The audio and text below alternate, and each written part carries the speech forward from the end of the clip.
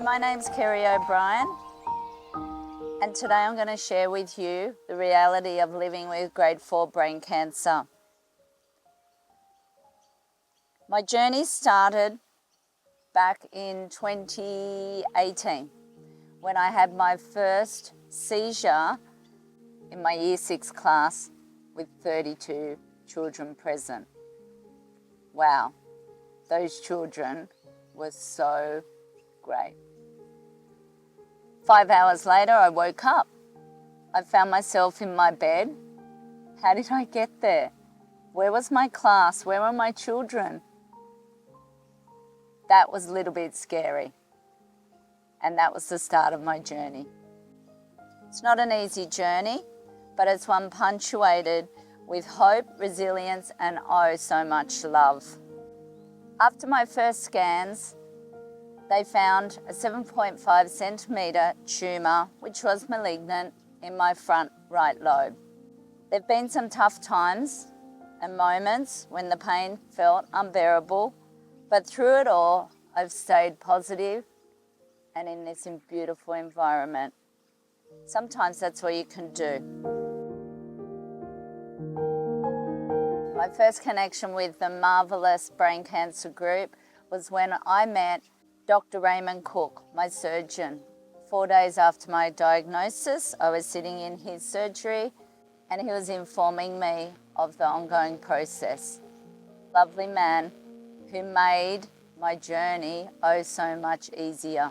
4 days after speaking with Dr. Cook, I was admitted into Royal North Shore Hospital 4 days prior to my surgery so I could have scans, MRIs, PETs, and get ready for the big day, 10th of September. The challenges I faced through this journey were the many side effects from the medication.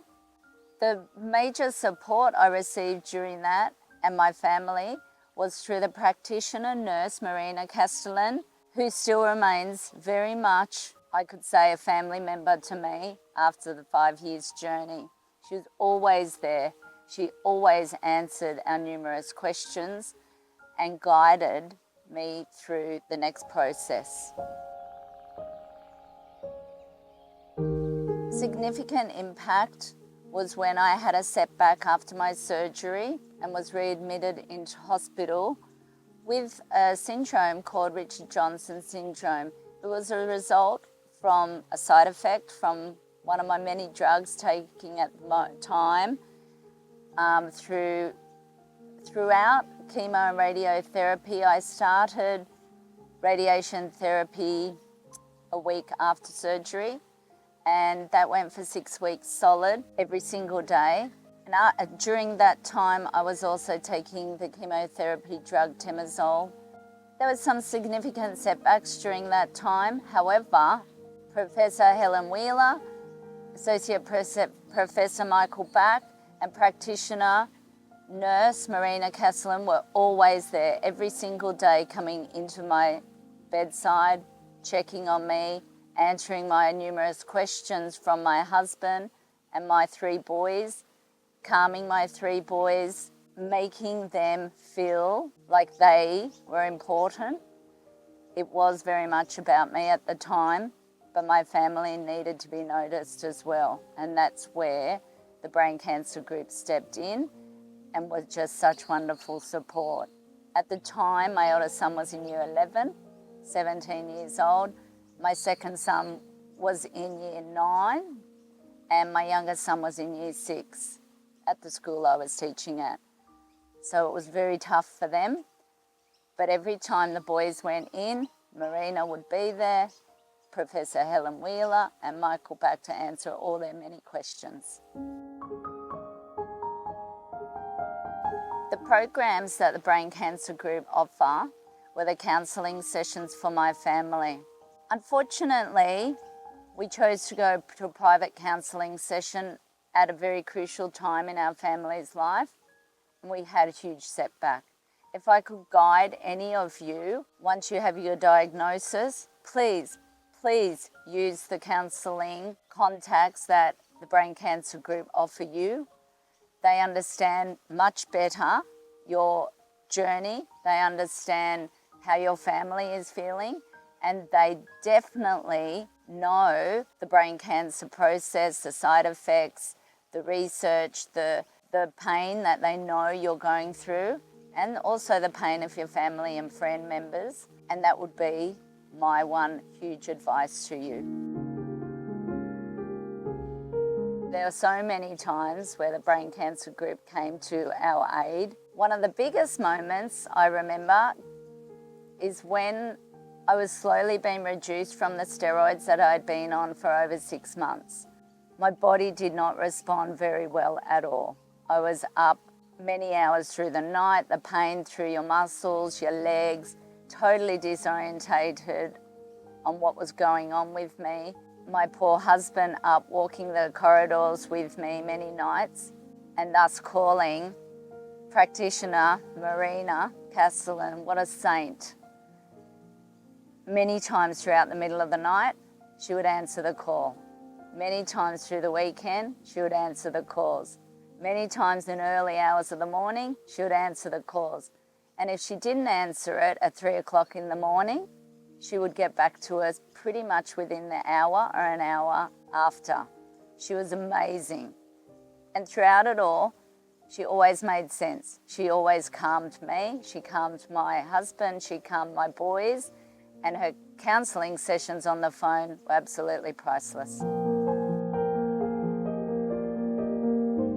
The Brain Cancer Group is very good at publicising where and what their research is. I had a very old family member who lost his battle with brain cancer, and during that time there was not much support.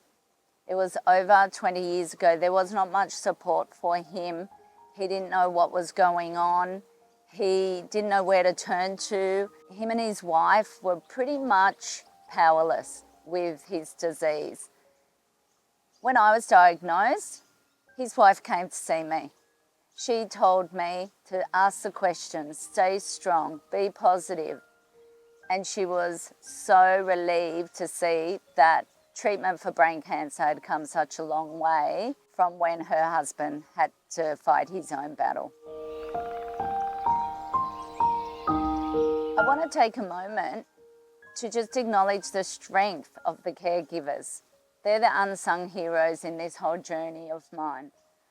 I don't think anyone going through this journey would be able to do it without the support of family members, friends, colleagues, the Brain Cancer Group. It's just something you could never go through on your own.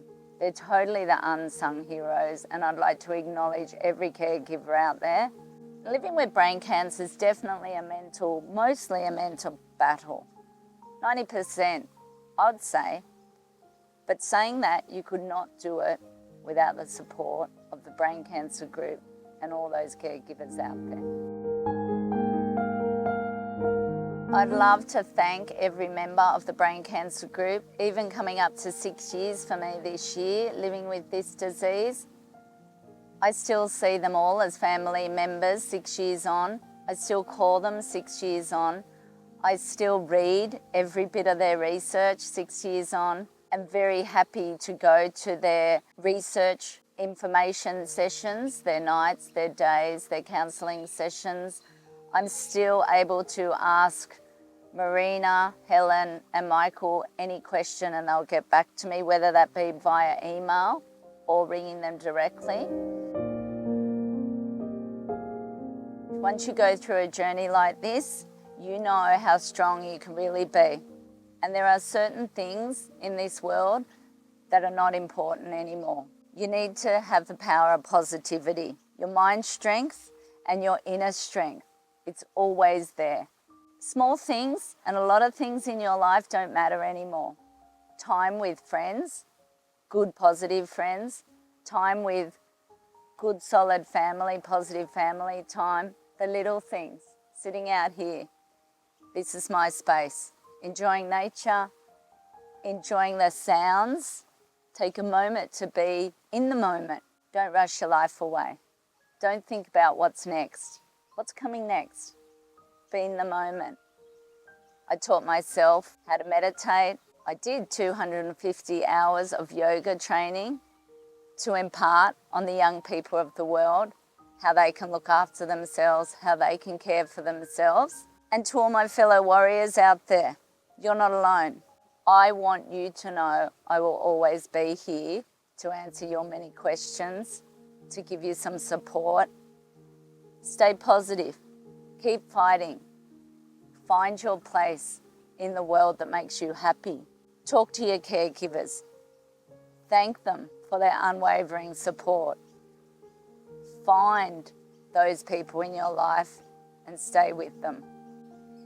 And your animals, nature, my dogs and myself spent so much time right here under the trees, listening. Find your strength. I found my strength lying in my hospital bed, looking out my window. I found my strength. My strength was this, my kookaburra. Winning a tattoo, finding my strength, fight harder, because there's always a moment. You'll always find your strength to keep going. Exercise. Exercise. If you don't like exercising, you're not doing it enough. We must exercise. Our body was built to move. Thus, teaching myself yoga. Now passing that on to some of my young students. My last goals I wrote down 5.5 years ago. I will live 5 years beyond my diagnosis. Tick. I will be happy and always give. Tick. Live simply. We don't need a lot of stuff in our life. It makes your life complicated. Live simply. I'm still working on that. Be in the bush. Be surrounded by nature. Listen to the little sounds. It's beautiful. Makes you happy. Happy soul, happy person. After my first seizure and removal from my class the very next day without saying goodbye to my children, the community then stepped up. Amazing community, the Boronia Park community. Meals were put on our doorstep for the next 6 months. Cleaners came to our house for the next 6 months. My boys were so well looked after by this community. Sam was still at school at Boronia Park. He was taken home by many parents.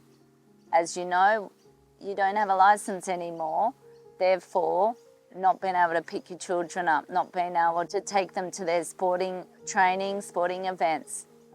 That wasn't a problem for this community. And that's where I met, entrenched in my beautiful school, all my colleagues, sending me words of love, words of advice, words visiting me in the hospital room. And my lovely colleague, Jenny Nylund, who had a Mamas and Co choir group, who approached me and said, we want to give a fundraising concert to the brain cancer group. What a wonderful person. And most of those people singing in that choir were my parents of kids I had taught or in the class I was removed from back in 2018.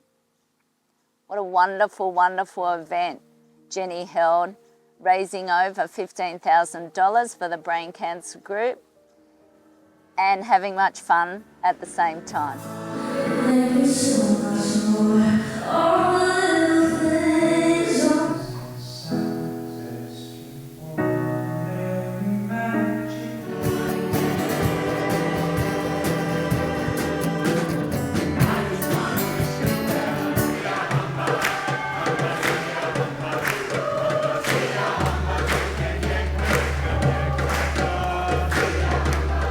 And my wonderful friend Jenny Nylund and colleague who supported us and ran a beautiful concert in aid of me giving back to the brain cancer group, which is so what I wanted to do for many years, and Jenny made it possible.